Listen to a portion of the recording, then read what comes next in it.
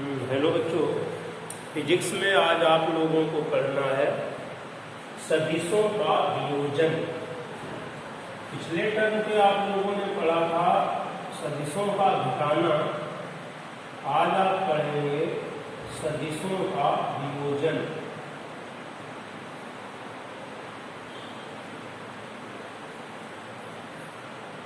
The solution of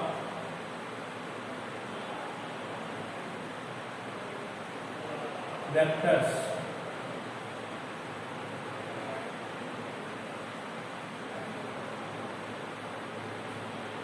याद रखिए, सदिशों का वियोजन सदिशों के योग की विपरीत प्रक्रिया है। सदिशों के योग में बताया गया था कि दो या दो से अधिक सदिश लेते हैं, उनको जब जोड़ते हैं तो एक परिणामी सदिश प्राप्त होता है, एक सिंगल सदिश मिलता है। यहाँ क्या करते हैं, एक सदिश को दो या दो से अधिक सदिशों में वियोजित कर देते हैं। एक सदिश से दो सदिश या तीन सदिश बना लेते हैं और यह प्रक्रिया सदिशों का वियोजन कहलाती है। सदिशों के वियोजन के लिए प्रोसेस का ठीक से समझ लें। क्या है, दिए गए सदिश, कोई सदिश दिया गया है, मान लेते हैं ये दिया हुआ है वेक्टर ए, इसका आपका वियोजन करना है वेक्टर ए।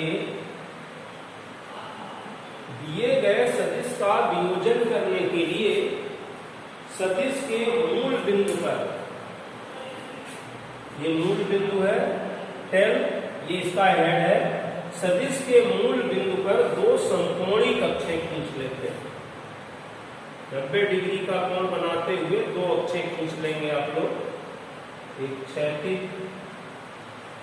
अक्ष या एक्स अक्ष ये, और ये ऊर्ध्वाधर अक्ष वाई अक्ष।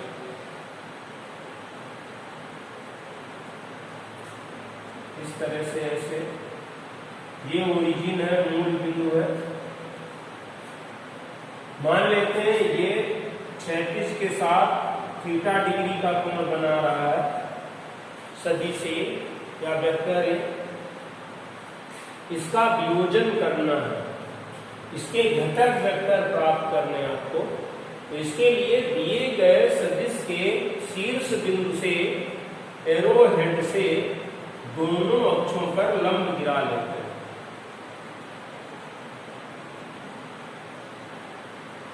ऐसे, और यह लंब क्षैतिज अक्ष को जिस बिंदु पर काट रहा होता है उस कटान बिंदु पर ऐसे बाणार्क लगा देते हैं, और मूल बिंदु से बाणार्क तक जो वेक्टर मिल जाता है, जो सदिश मिल जाता है, उसे दिए गए सदिश का क्षैतिज घटक कहते हैं। वेक्टर AX मिल जाता है इस प्रकार से। ऐसे ही वाई अक्ष पर भी लंब गिरा लेते हैं। ठीक से समझ लें।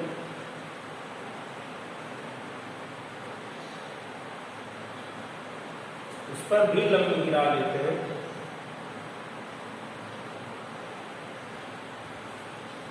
और जहां ये काट रहा होता है वाई अक्ष को, वहां बाणार्क लगा देते हैं, और मूल बिंदु से बाणार्क तक ऊर्ध्व घटक मिल जाता है वेक्टर ए का ऊर्ध्व घटक A1, और इस प्रकार आपको एक आयत प्राप्त होता है।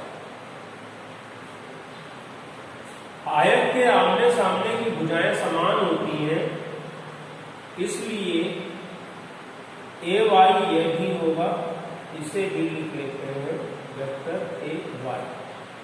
एंगल थीटा, नाम भी लिख लीजिए कुछ भी, O P Q S या R, कुछ भी ले दीजिए ना ऐसे।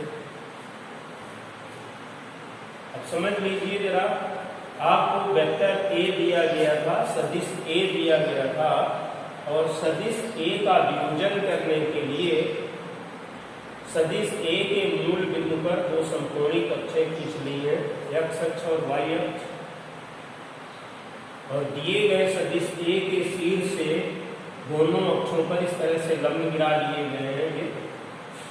ये लंब जहां कहीं काटते हैं उन बिंदुओं पर बाणांक लगाकर दिए गए सदिश के क्षैतिज और ऊर्ध्व घटक प्राप्त कर लिए। ये एक्स अक्ष पर लिया गया घटक क्षैतिज घटक कहलाता है, वर्जेंटल कंपोनेंट कहते हैं इसे, और वाई अक्ष पर लिया गया सदिश वर्टिकल कंपोनेंट कहलाता है। तो इस प्रकार दिए गए सदिश वेक्टर ए के क्षैतिज घटक वेक्टर ए अक्ष और ऊर्ध्व घटक वेक्टर ए वाई प्राप्त हो जाता है। अब देखिए त्रिभुज ओ पी क्यू में, त्रिभुज ओ पी क्यू में cos थीटा फार्मूला लगा दीजिए, साइन और कास की निष्पत्तियां। cos थीटा बराबर होगा आधार बटे कर्ण, ये हो जाएगा vector A X upon vector A, इसलिए vector A X equal vector A into cos theta.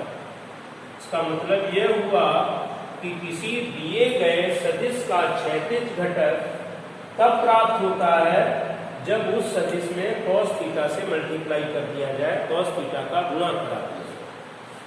इसी प्रकार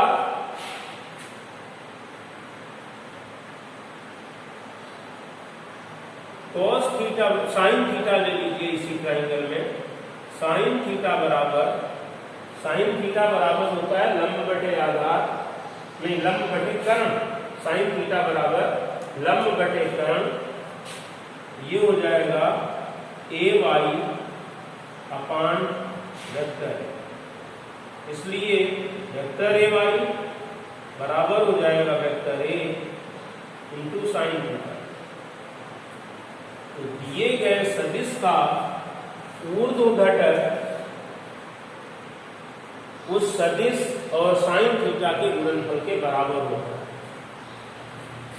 तो समीकरण 1 है, समीकरण 2, समीकरण 1 और 2 के वर्गों का योग करके जोड़ दीजिए, लिखोगे इधर आ जाए, यहां समीकरण 1 व 2 के वर्गों का योग करके, वर्गों का योग करके जोड़ने पर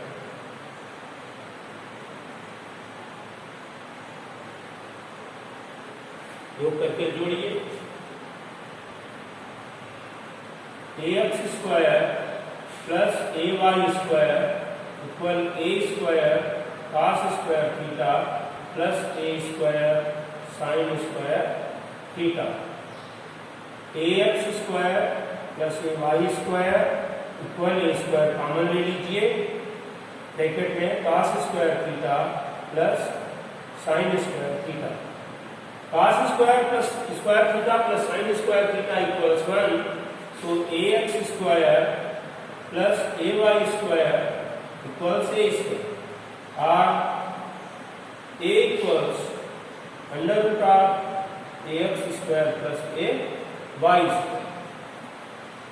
दिए गए सदिश का परिमाण दोनों घटकों के वर्गों के योग के वर्गमूल के बराबर होता है। अब हम इन दोनों घटकों के बीच का कोण निकालें। समीकरण 2 में समीकरण 1 से भाग दे दीजिए, vector A Y vector A X equal A sine theta Y A cos theta, ये A Y A X equal A तो कैंसिल कर दोगे और ये हो जाएगा tan theta, so theta equals tan inverse vector A Y vector A X. वियोजित सदिश के घटकों के बीच बनने वाला कोण theta tan inverse equal A Y by A X vector में इसके बराबर। ओके